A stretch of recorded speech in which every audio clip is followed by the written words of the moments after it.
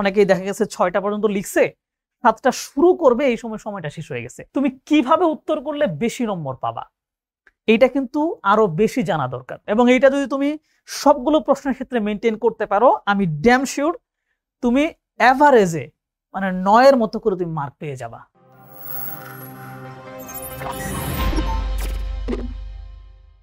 7টা সৃজনশীল, মাত্র 2.5 ঘন্টা সময়, কিভাবে লিখবে?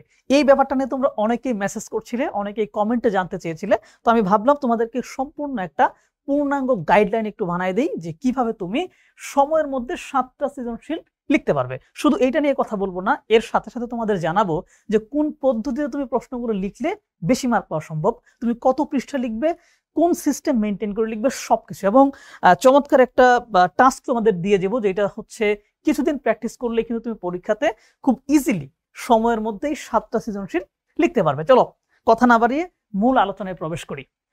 একটু খেয়াল করে দেখো, তোমরা যারা হচ্ছে বিজ্ঞান বিভাগের শিক্ষার্থী আছো, তোমাদের বেসিকলি এই 3টা সাবজেক্ট, সাথে হয়তো কেউ কেউ যদি কৃষি শিক্ষা নেও বা অন্যান্য সাবজেক্টও থাকতে পারে, বেসিকলি এই 3টা, যে বাংলা প্রথম পত্র, বাংলাদেশ ও বিশ্ব পরিচয়, ইসলাম শিক্ষা। তো আমি হচ্ছে তোমাদেরকে পড়াই বাংলাদেশ ও বিশ্ব পরিচয়, তো এটা তো এখানে রাখলামই।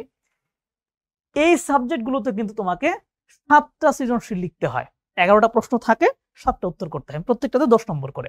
এই জায়গায় অনেকে হিমশিম খেয়ে যাও, যে খুব কষ্ট হয়ে যায়। অনেকেই দেখা গেছে 6টা পর্যন্ত লিখছে, 7টা শুরু করবে এই সময় সময়টা শেষ হয়ে গেছে, সেজন্য অনেকেই হচ্ছে কম নম্বর পাও। এর সাথে যারা হচ্ছে মানবিক বিভাগে আছো, তোমাদের কিন্তু সবগুলো সাবজেক্টেই এরকম 7টা প্রশ্নের উত্তর করতে হয় 2.5 ঘন্টার মধ্যে। তো যেহেতু মানবিক বিভাগের শিক্ষার্থীরা মোটামুটি সব সাবজেক্টে লিখে লিখে অভ্যস্ত, তাই তাদের একটা অভ্যাস হয়ে যায় যে কিভাবে সে 2.5 ঘন্টার ভিতরে সবগুলো শেষ করতে পারবে। সমস্যায় পড়ে যারা বিজ্ঞান বিভাগে তারা, কারণ তারা হচ্ছে ধরো ফিজিক্স, কেমিস্ট্রি, ম্যাথ, বায়োলজি, এগুলোতে কিন্তু 7টা সৃজনশীল লিখতে হয় না, 5টা লিখতে হয়, এবং 5টার জন্য তারা মোটামুটি 2.5 ঘন্টার মতো সময়ই পায়। সমস্যা বেঁধে যায় বাংলাদেশ ও বিশ্ব পরিচয়, বাংলা প্রথম পত্র, ইসলাম শিক্ষা, এগুলাতে। ঠিক আছে, তো একটু খেয়াল করে দেখো, সময় হচ্ছে 2 ঘন্টা 30 মিনিট, সৃজনশীল হচ্ছে 7টা। তাহলে আমরা প্রথমে যদি একটু ভাগ করে নেই, ভাগ করলে দেখবা যে প্রত্যেকটা সৃজনশীলের জন্য সময় পাচ্ছ হচ্ছে on an average 21 minute something, এরকম একটা তুমি সময় পাচ্ছ। তার মানে তাহলে তুমি তো ধরে নিতে পারো, আমি যদি হচ্ছে শুরু থেকে একটা চিন্তা ভাবনা করে নেই যে প্রত্যেকটা প্রশ্নে আমি 21 মিনিটের বেশি লিখবো না, তাহলে তো হয়ে যাবে। বাট এইটা তুমি করতে গেলেও অনেক সময় ফেল করে ফেলবা। কারণটা হচ্ছে, যখন তোমার পরীক্ষাটা শুরু হয় ওই সময়ের মন মেজাজ একরকম থাকে, প্রশ্ন দেখার পর একটু চিন্তা করতে হয়, তারপরে তোমার হচ্ছে খাতায় মার্জিন টানতে হয়, বিভিন্ন বৃত্তটিত ভরাট করতে হয়, আবার হচ্ছে সিগনেচার করতে হয়, এইভাবে কিছু সময় কিন্তু চলে যায়। এই জন্য তুমি একটা গড় পড়তা হিসাব যদি করো যে 21 মিনিট করে একটা মানে সৃজনশীল আমি সময় দেব, সেটা কিন্তু সব সময় ওয়ার্ক করে না। তাহলে কি করতে হবে, সেই ব্যাপারটা নিয়ে কিন্তু বিস্তারিত কথাবার্তা হবে। তো প্রথমে হচ্ছে তোমাদেরকে একটু ছোট্ট করে জানাবো যে তুমি কিভাবে উত্তর করলে বেশি নম্বর পাবা, এইটা কিন্তু আরো বেশি জানা দরকার। এবং এই জায়গায় আমি তোমাদের দেখাবো কিভাবে উত্তর করবা, এবং এই প্রসেসের সাথে মিলিয়ে তোমাদেরকে লাস্টের দিকে দেখাই দেব যে তুমি কিভাবে সময়টা মেনটেন করবা। তো প্রথমে একটু মনোযোগ দাও যে কিভাবে সৃজনশীল প্রশ্ন উত্তর করলে তুমি বেশি নম্বর পেতে পারো। এটার সাথে কিন্তু মূল যে আলোচনা আমাদের, যে সময়ের মধ্যে 7টা সৃজনশীল লেখা, ওটা কিন্তু রিলেটেড। ঠিক আছে, কেউ মনোযোগ সরাবে না। 3টা জিনিস হচ্ছে এখানে একটু খেয়াল রাখতে হবে আমাদের। প্রথমটা হচ্ছে মূল কথাটা লিখতে হবে। সৃজনশীলে বলা হয়েছে তুমি সৃষ্টিশীল, তাই না? তুমি বানিয়ে বানিয়ে অনেক কিছু লিখবে, কিন্তু বানিয়ে বানিয়ে লিখা মানে এই না যে তোমাকে বলেছে যে কিভাবে বাজারে যেতে হয় এইটা লিখো। এখন তুমি কিভাবে বাজারে যেতে হয় এইটা লিখতে গিয়ে তুমি পথের মধ্যে সবুজ সিনারি দেখছো, নদ নদী, অনেক কিছু দেখছো, রাস্তাঘাট, সবগুলো তুমি যে লিখতে শুরু করলাম মনের মাধুরী মিশিয়ে, শেষ পর্যন্ত তুমি বললা যে এগুলো দেখতে দেখতে আমি বাজারে গেলাম, অনেক বড় হয়ে গেল। কিন্তু তোমার যেহেতু সময়ের একটা লিমিটেশন আছে, সো তোমাকে খেয়াল রাখতে হবে মূল কথাটা লিখতে হবে। সৃজনশীলের ক্ষেত্রে, এই প্রশ্নগুলোর ক্ষেত্রে তোমার মাথায় রাখতে হবে যে তুমি মূল কথাটা লিখতে পারতেছো কিনা। কারণ অন্যান্য অনেক বিষয় কভার করতে গিয়ে অনেক কি করে জানো, মূল কথা থেকে দূরে সরে যায়, তখন লেখা অনেক থাকে বাট নম্বর কম আসে। সবসময় মাথায় রাখতে হবে যে আমাদের মূল কথাটা লিখতে হবে, যে আসলে কি জানতে চেয়েছে। বেশি ভূমিকা লেখার দরকার নেই, যেটা হচ্ছে আগেরটার সাথে কিন্তু অনেক বেশি রিলেটেড, যে তুমি অনেক বেশি ভূমিকা, অনেক কিছু লেখার কোনো দরকার নেই। তুমি মূল কথাটা লিখো, মূল কথাটাকে সাপোর্ট করার জন্য অল্প 2-1টা লাইন লিখে দাও। ঠিক আছে, এইটা তোমার মাথায় রাখতে হবে। এবং গুরুত্বপূর্ণ একটা বিষয় হচ্ছে প্যারা করে লিখতে হবে। প্যারা করে করে বলতে কি, স্টেপ বাই স্টেপ লিখতে হবে। ধরো নম্বর হচ্ছে 1, তার মানে তুমি 1 স্টেপে লিখবা। কোনো একটা প্রশ্ন 2 নম্বর পাওয়া যাচ্ছে, সো সেখানে তুমি 2টা স্টেপ লেখার চেষ্টা করবা। গ নম্বরে 3 নম্বর পাওয়া যায়, দ্যাটস ওয়াই এখানে তুমি 3টা স্টেপ করবা। আর ঘ নম্বরে যেহেতু 4 নম্বর, চেষ্টা করবা কমপক্ষে 3 থেকে 4টা স্টেপ করে করে লিখতে। এইটা হচ্ছে তোমার অফকোর্স মাথায় রাখতে হবে যে তুমি সৃজনশীল প্রশ্ন কিভাবে লিখবা সেটার ক্ষেত্রে। এবার হচ্ছে আমি তোমাদের একটা প্রশ্নের উত্তর করে করে তোমাদের আমি দেখিয়ে দিচ্ছি। দেখো, ক নম্বর একটা প্রশ্ন ধরো এখানে বলা আছে যে বাংলাদেশে গণতন্ত্রের পুনর্যাত্রা কবে থেকে শুরু হয়। আমি যেহেতু বিজিএস পড়াই, সো আমি প্রশ্নগুলো ওখান থেকে সিলেক্ট করেছি, এবং রিসেন্টলি যে অধ্যায়টা আমি আমাদের পেইড গ্রুপে পড়িয়েছি, আমি ওই জায়গা থেকেই হচ্ছে প্রশ্নগুলো নেওয়ার চেষ্টা করেছি। ঠিক আছে, আমার জন্য একটু সহজ হয়েছে। তো ক নম্বরে আমার কি করতে হবে, এক কথায় উত্তর দিতে হবে। বুঝতে পারছো? অথবা যদি কোনো সংজ্ঞা চায় তাহলে মূল সংজ্ঞাটা শুধু লিখে দিতে হবে, মূল কথাটা লিখতে হবে।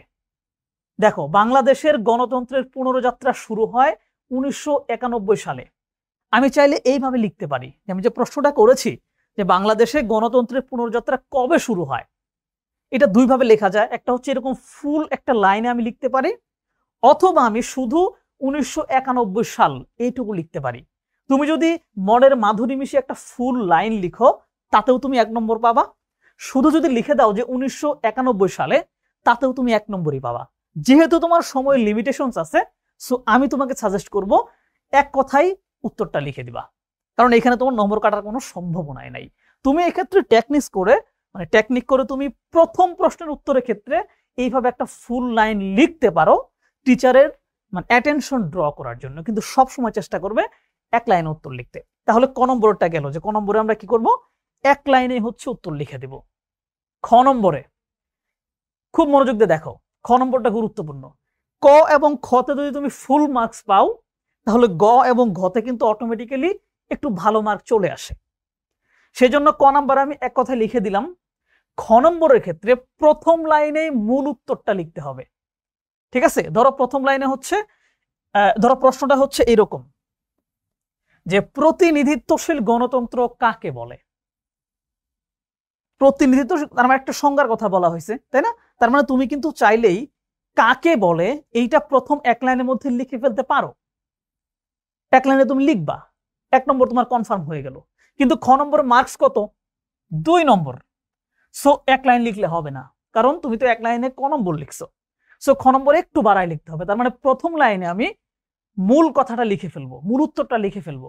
এরপর আমি 3 থেকে 4টা লাইন খরচ করব ওইটাকে বর্ণনা করার জন্য বা ব্যাখ্যা করার জন্য।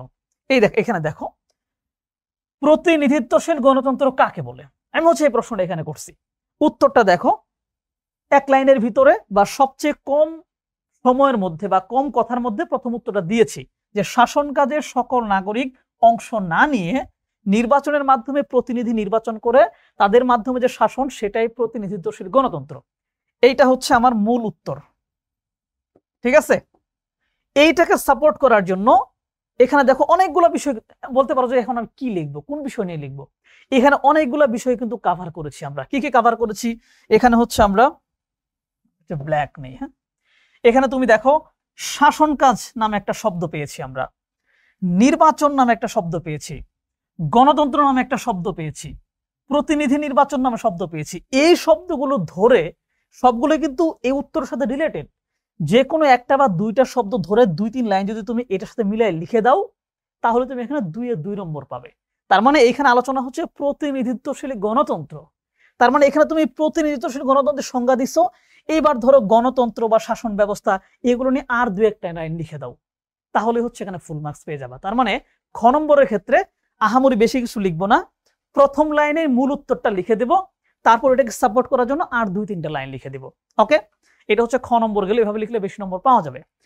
এবার হচ্ছে গ নম্বর। গ নম্বরে 3 নম্বর কিন্তু, তাই না? আমরা হচ্ছে এখান থেকে 3 পাবো। এই 3 পাওয়ার জন্য আমাকে 3টা প্যারা লিখতে হবে, মানে 3টা স্টেপে লিখতে হবে। কি কি স্টেপ থাকবে? প্রথম প্যারাতে থাকবে হচ্ছে 1 লাইনে উত্তর। গ নম্বরে হচ্ছে নরমালি কি চায়, বলে যে উদ্দীপকে যে ব্যাপারটা বলা আছে সেটা তোমার পাঠ্য বইয়ের কোন বিষয়ের সাথে মিলে যায়, ওটার ব্যাখ্যা করো। তার মানে তুমি প্রথম লাইনে লিখে দিতে হবে উদ্দীপক এবং পাঠ্য বইয়ের কোনটার সাথে মিল আছে, যেটার সাথে মিল আছে ওটা এক লাইনে আমি বলে দিলাম যে উদ্দীপকে যেই প্রতিষ্ঠানের ইঙ্গিত করা হয়েছে এইটা আমার পাঠ্য বইয়ের রাজনৈতিক দলের সাথে মিলে যায়, এক লাইনে হয়ে গেল। এটা আমার স্টেপ 1 শেষ, 1 নম্বর নিশ্চিত পেয়ে গেলাম। এবার স্টেপ 2 দেখতে হবে তুমি যে উত্তরটা দিলা মানে কোনটার সাথে মিলে গেল, যে বিষয়টা মিলে গেল ওই ব্যাপারটার হচ্ছে এখানে ব্যাখ্যা দিতে হবে। যে প্রথম লাইনের উত্তরের সপক্ষে তুমি যে প্রথম লাইনে বললা যে ওইটা হচ্ছে রাজনৈতিক দল, তাহলে ওইটার সপক্ষে যুক্তি দিতে হবে, অথবা প্রশ্নের সাথে সম্পর্কিত অন্য কোনো বিষয়। যেমন ওই যে এর আগেটাতে দেখলাম যে শাসন ব্যবস্থা ছিল, গণতন্ত্র ছিল, প্রশ্নের ভিতরে অনেকগুলো বিষয় হচ্ছে ইনক্লুড করা ছিল, যে কোনো একটা ব্যাখ্যা দেবো। এখানেও সেম, সেকেন্ড স্টেপে আমি যে কোনো একটা জিনিসের কয়েক লাইন ব্যাখ্যা করব। এরপরে তৃতীয় স্টেপে গিয়ে আমি উদ্দীপকের আলোকে যা জানতে চেয়েছে, তখন আমি উদ্দীপকে কি বলা আছে ওইটার একটু ছোট্ট ব্যাখ্যা দেবো, যে উদ্দীপকে এমনটা বলা হয়েছে, আমার বইয়ের ভিতরেও এই ব্যাপারটা এইভাবে আলোচনা করা আছে, সো মিলে গেল, এটা নিয়ে হচ্ছে কিছু জিনিস লিখে দেবো। তাহলে হচ্ছে 3 নম্বর। এখানে দেখেন উদাহরণ দিয়ে দিচ্ছি একটা, যে ধরো একটা উদ্দীপক ধরে নিছি যে উদ্দীপকের সুমনের প্রতিষ্ঠানটি একটি রাজনৈতিক দল, তার মানে এটা হচ্ছে আমি প্রথমে পেয়ে গেলাম। এবার এই রাজনৈতিক দল সম্পর্কিত 2 প্যারায় আলোচনা করতে হবে, 2টা প্যারায় কমপক্ষে 3-4টি মৌলিক তথ্য দিতে হবে, মনে রাখবা। মানে আবুল তাবুল বিভিন্ন কিছু লিখবো না, এই রাজনৈতিক দল সম্পর্কিত কয়েকটা তথ্য দেওয়া লাগবে, ঠিক আছে? পরীক্ষার খাতায় কতটুকু লিখতে হবে দেখো, 1.5 পৃষ্ঠা পর্যন্ত লিখলে ভালো, তবে 1 পৃষ্ঠা কম কখনোই লেখা যাবে না। এ হচ্ছে গ নম্বর। এবার হচ্ছে ঘ নম্বর। এখানে হচ্ছে আমাদের 4টা নাম্বার আছে, তাই না? 4 নম্বর পাওয়া খুবই গুরুত্বপূর্ণ। এখানে হচ্ছে কমপক্ষে 3 থেকে 4টা স্টেপ আমি করব, বা 4টা প্যারা আমি লিখবো। গ নম্বরে যেমন ছিল, ঘ নম্বরের প্রশ্নগুলো কেমন হয় জানো তো? ঘ নম্বর নরমাল প্রশ্ন হয় যে এরকম, তুমি কি মনে করো উদ্দীপকে বর্ণিত ঘটনাবলী গণতন্ত্রকে সুদৃঢ় করবে? মানে তুমি মনে করো কি করো না, তুমি এটাকে যৌক্তিক ভাবো কি ভাবো না, এই ব্যাপারে তোমার মতামত চায়। প্রথমে তোমাকে প্রশ্ন করে তুমি কি মনে করো, তুমি বলবা ইয়েস অর নো, প্রথম লাইনে ইয়েস অর নো দিতে হবে, বুঝতে পারছো? তারপর হচ্ছে দেখো এখানে কি কি বিষয় বলা আছে, যে উদ্দীপকে বর্ণিত ঘটনাবলী, দ্যাট মিনস উদ্দীপনে যেই ঘটনার কথা বলা আছে এবং সেটার সাথে তোমার গণতন্ত্র মিলে যাচ্ছে, তার মানে হয় উদ্দীপকের ঘটনা অথবা গণতন্ত্র, যে কোনো একটা বিষয় নিয়ে তোমার পরবর্তী আলোচনা করতে হবে। দেখো স্টেপ 2 কি বলা আছে, যে যেই বিষয়ে তুমি একমত হইলা যে হ্যাঁ গণতন্ত্রকে সুদৃঢ় করে, বা যৌক্তিকতার কথা তুমি বললা, সেইটা ছোট্ট ব্যাখ্যা দিবা। কোন বিষয়ের সাথে তুমি মিলতেছো? গণতন্ত্রের কথা বলতেছো, তার মানে গণতন্ত্র নিয়ে তুমি এখানে একটু ব্যাখ্যা দাও। মূল মতামতটা তুমি তার পরের প্যারায় গিয়ে দিবা, ঠিক আছে? তার মানে এখানে তুমি গণতন্ত্র নিয়ে একটা ছোট্ট একটা ব্যাখ্যা দিয়ে দিলা, কারণ আলোচনা হচ্ছে গণতন্ত্র নিয়ে। এরপরে তুমি তৃতীয় প্যারাতে গিয়ে উপরের ব্যাখ্যার সাথে উদ্দীপকের ঘটনার মিল অমিল খুঁজে বের করবা। যে তুমি গণতন্ত্র ব্যাখ্যা দিলা, এইবার তুমি বলবা যে উদ্দীপকে এমন এমন বলা আছে, এইটাকে বৃদ্ধি করার জন্য এই যে গণতন্ত্র বিষয়টা হচ্ছে আরেকটু ব্যাখ্যা, মানে আরেকটু বেশি হচ্ছে এটাকে এমফাসাইজ করে, এবং এটাকে তুমি কেন মনে করো লাস্টে গিয়ে এটা ফিনিশিং দিতে হবে, মানে চতুর্থ প্যারাতে।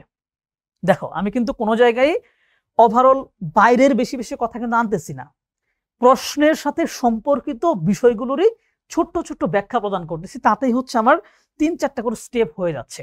এবং তুমি এই ঘ নাম্বারের জন্য পরীক্ষার খাতায় 2 পৃষ্ঠা পর্যন্ত তুমি লিখতে পারো, সর্বোচ্চ 2 পৃষ্ঠা লিখলে হয়ে যায়, তবে কোনোভাবে 1.5 পৃষ্ঠার কম কিন্তু লেখা যাবে না। তো এই হচ্ছে সৃজনশীল প্রশ্ন লেখার পদ্ধতি। তোমরা এটা আগের থেকে জানতা, বাট আজকে আমি তোমাদের সময়ের মধ্যে কিভাবে লিখতে পারবা সেটা বলার পাশাপাশি, যেহেতু এটার সাথে লিঙ্কড, তাই এইটা নিয়ে একটু ছোট্ট আলোচনা করলাম। এবার আমরা আমাদের মূল ব্যাপারে চলে যাই। তার আগে আমরা খাতাগুলো একটু দেখি, যে খাতার ভিতরে কিভাবে তোমরা হচ্ছে প্রশ্নগুলো সাজাবে। দেখতেই পাচ্ছ এটা হচ্ছে তোমাদের একটা পরীক্ষার খাতা।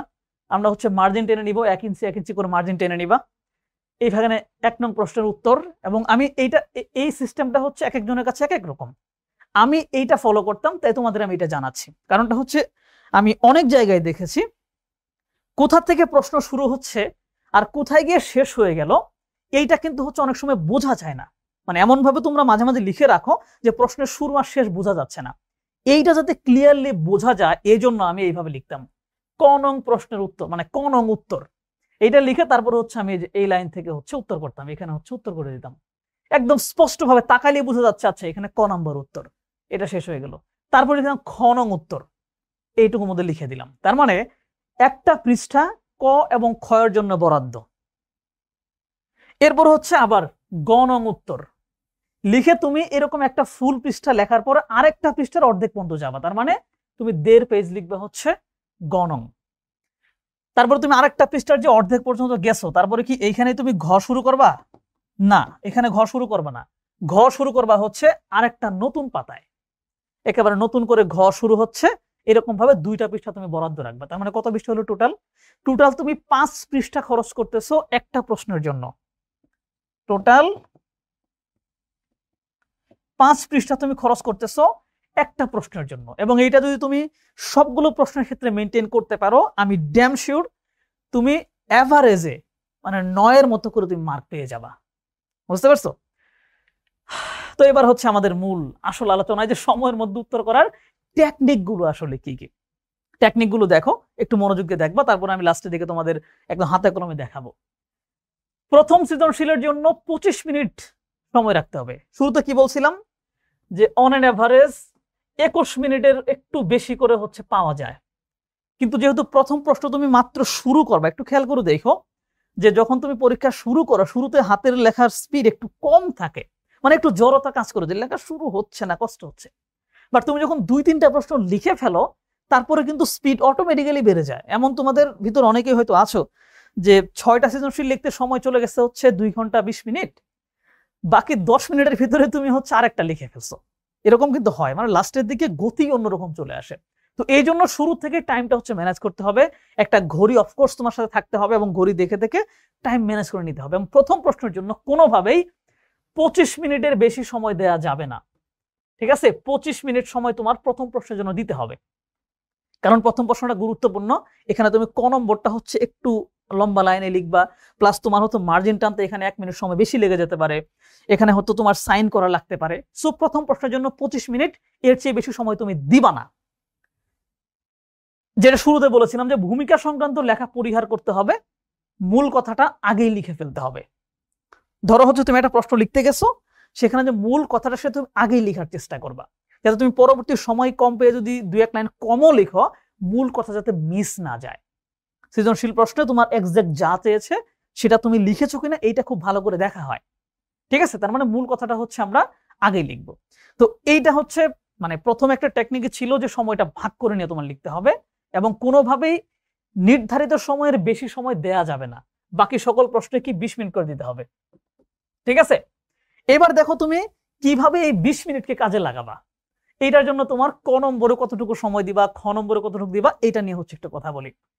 ক নং উত্তরের জন্য এটা তুমি এক কথায় যেহেতু লিখে ফেলবা, এইটার জন্য এখানে সময় বরাদ্দ আছে 1 থেকে 2 মিনিট। কিন্তু তুমি যদি এমন কয়েকটা প্রশ্ন অফকোর্স আসবে যেখানে হচ্ছে জাস্ট 2টা শব্দ লিখলে, যেমন যে বললাম 1991 সাল, 2টা শব্দ লিখলে উত্তর হয়, তার মানে সেখানে তোমার লাগতেছে কত, 30 সেকেন্ডের মতো লাগতেছে, তাই না? তারপরও এখানে বরাদ্দ ধরা আছে 1 থেকে 2 মিনিট। তুমি চেষ্টা করবা এটা 1 মিনিটের মধ্যে শেষ করতে। ক নম্বর 1 মিনিটের মধ্যে শেষ করতে হবে। খ নম্বরের জন্য সর্বোচ্চ 5 থেকে 7 লাইন লিখতে হবে। এইটার জন্য সময় পাচ্ছ তুমি 3 থেকে 4 মিনিট। বুঝতে পারছো? এই জায়গায় তুমি যদি দেখো যে ক নম্বরে তোমার সময় বেঁচে গেছে, ক নম্বরে 2 শব্দে লিখে ফেলছো, তাহলে ওই সময়টা একটু খ নম্বরে বাড়ায় দিয়ে খ নম্বরটা সুন্দর করতে হবে। তাহলে খ নম্বর থেকে ফুল 2 মার্কস তুমি পাবা। ঠিক আছে?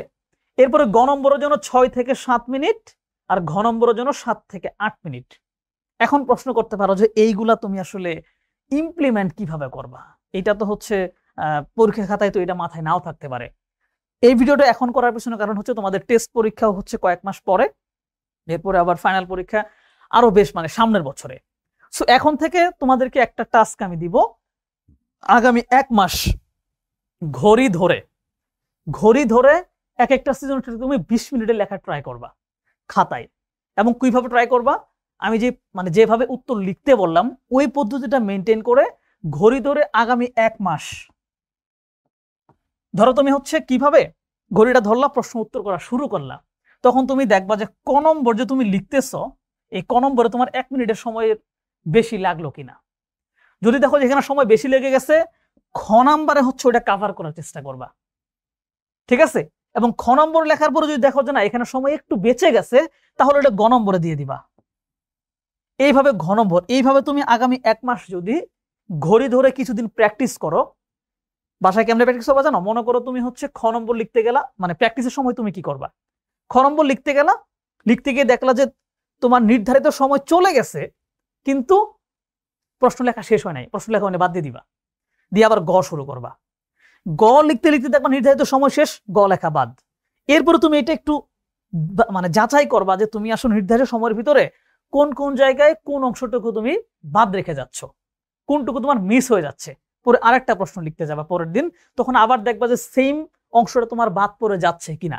যদি রিপিটেডলি এটা বাদ পড়তেই থাকে তাহলে তুমি চেষ্টা করবে যে প্রশ্ন উত্তরটা একটু ছোট করে নিয়ে আসতে। কারণটা কি? কারণটা শোনো, 7টা প্রশ্নের জন্য মার্ক হচ্ছে 70। তুমি ধরো কোন রকম ভাবে ফুল 7টা উত্তরই করছো এবং প্রথম 4টা প্রশ্নের খুব ভালো উত্তর দিছো, এটার জন্য হচ্ছে তুমি ধরো 9 করে পাইছো, 4 নং 36 পাই গেছো, ঠিক আছে 34। এরপরে 3টার ভিতরে 2টার উত্তর দিছো হচ্ছে মোটামুটি ভাবে মানে ভালোই আর কি, এবং আরেকটা প্রশ্ন যে এইটাও তুমি ফুল উত্তর করছো বাট তাড়াহুড়ো করে করছো তাই মার্ক ধরো একটু কম পাইছো, ধরো এখানে তুমি 6 পাইছো, একদম ওর্স্ট কেস সিনারিও আমি ধরলাম যে 6 পাইছো, তাহলে 7টা প্রশ্ন উত্তর করার জন্য তুমি কত মার্ক পাইলা জানো? 36 আর 6 কত? 42, 42 আর 16 58, 58 পেয়ে গেলা।